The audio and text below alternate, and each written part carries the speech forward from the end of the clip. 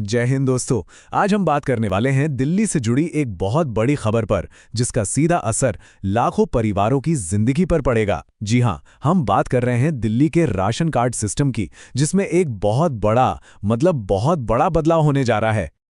और ये वाकई एक बहुत बड़ी खुशखबरी है, खासकर उन लाखों परिवारों के लिए जो सालों से उम्मीद लगाए बैठे थे।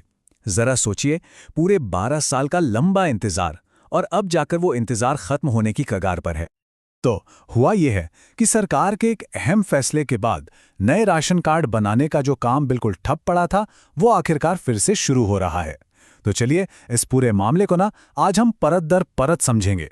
हम देखेंगे कि ये 12 साल का इंतजार आखिर खत्म हुआ कैसे, ये प्रोसेस रुका ही क्यों था, सरकार का नया एक्शन प्लान क्या है, और सबसे जरूरी बात, किन लोगों के कार्ड कैंसिल हो सकते हैं और अब आगे क्या होने वाला है।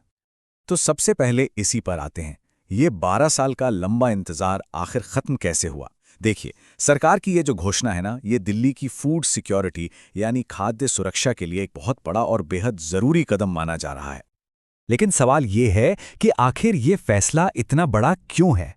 इसे समझने के लिए हमें थोड़ा सा पीछे जाना होगा और ये जानना होगा कि ये पूरी प्रक्रिया आखिर 12 सालों तक रुकी ही क्यों रही, इतना बड़ा बैकलॉग जमा कैसे हो गया। पूरे 12 साल, आप अंदाजा लगाइए, 1 दशक से भी ज्यादा का वक्त। इतने लंबे समय से दिल्ली में कोई नया राशन कार्ड बना ही नहीं था। ये उन परिवारों के लिए एक बहुत बहुत लंबा इंतजार था जिन्हें इसकी सच में जरूरत थी। और इंतजार करने वालों की संख्या भी कोई छोटी मोटी नहीं थी। लगभग 2,89,000, मतलब 2.25 लाख एप्लीकेशंस सालों से धूल फांक रही थीं। इससे आप समझ सकते हैं कि प्रॉब्लम कितनी बड़ी थी और कितने घर सरकारी मदद की आस में बैठे थे। तो इतने बड़े बैकलॉग के बाद अब सरकार का सल्यूशन क्या है? हाल ही में एक हाई लेवल मीटिंग हुई, जिसके बाद इस पूरी प्रक्रिया को दोबारा पटरी पर लाने का फैसला लिया गया है। हुआ ये कि मुख्यमंत्री रेखा गुप्ता ने फूड एंड सप्लाई डिपार्टमेंट के बड़े अधिकारियों के साथ एक रिव्यू मीटिंग की। इस मीटिंग का मेन फोकस था 2013 का नेशनल फूड सिक्योरिटी एक्ट, और इसका सीधा साधा लक्ष्य बस एक था, ये पक्का करना कि कोई भी हकदार परिवार जिसे सच में जरूरत है, वो सरकारी अनाज के फायदे से छूट ना जाए। अब यहाँ एक इंटरेस्टिंग बात समझिए। दिल्ली में इस वक्त 2 तरह के राशन कार्ड चल रहे हैं।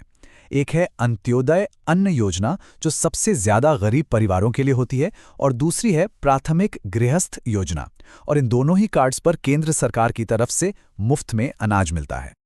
और दिल्ली में इन योजनाओं पर निर्भर लोगों की कुल संख्या कितनी है? करीब 72,78,000। ये बहुत बड़ी आबादी है जो सीधे सीधे इस पब्लिक डिस्ट्रीब्यूशन सिस्टम से जुड़ी हुई है। अब देखिए, नए कार्ड तो बनेंगे, लेकिन नए लोगों को जगह देने के लिए सिस्टम को थोड़ा साफ भी तो करना पड़ेगा। इसीलिए सरकार अब मौजूदा लिस्ट से उन लोगों को हटा रही है जो अब इसके हकदार नहीं हैं। तो सबसे बड़ा सवाल यह है कि आखिर किन लोगों के कार्ड पर कैंसिलेशन की तलवार लटक रही है। यहाँ पर आंकड़े बिल्कुल साफ हैं। सबसे पहले जो लोग इनकम टैक्स भरते हैं, ऐसे 1,71,000 से ज्यादा लोगों के नाम हटाए जाएंगे।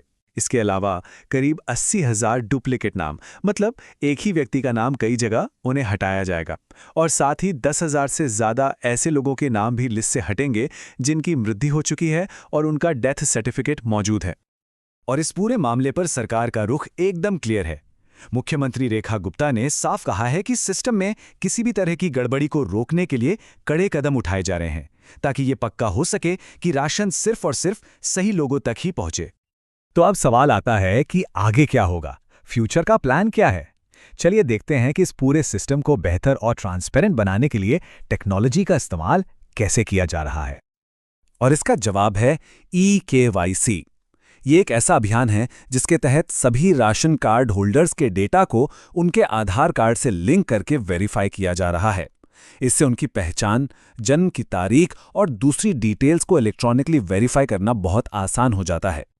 ये प्रोसेस केंद्र सरकार के कहने पर 2023 में शुरू किया गया था, और अब तक 58 लाख से ज्यादा लोगों का आधार डेटा मैच किया जा चुका है। सरकार ने एक सिंपल सा नियम बनाया है, जिन लोगों के रिकॉर्ड्स 50% से ज्यादा मैच हो जाएंगे, उन्हें वैलिड मान लिया जाएगा।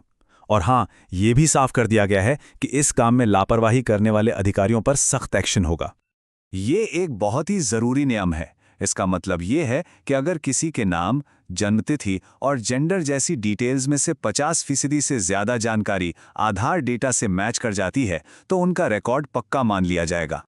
तो चलिए इस पूरी बातचीत को फटाफट समेट लेते हैं। 4 ज़रूरी बातें हैं जो हमें याद रखनी हैं।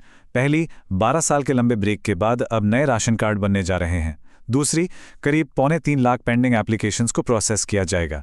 तीसरी, जो लोग हकदार नहीं हैं जैसे टैक्स पेयर्स या डुप्लीकेट नाम, उन्हें सिस्टम से बाहर किया जाएगा। और चौथी, ई-केवाईसी और आधार लिंकिंग इस नए सिस्टम की रीढ़ की हड्डी हैं।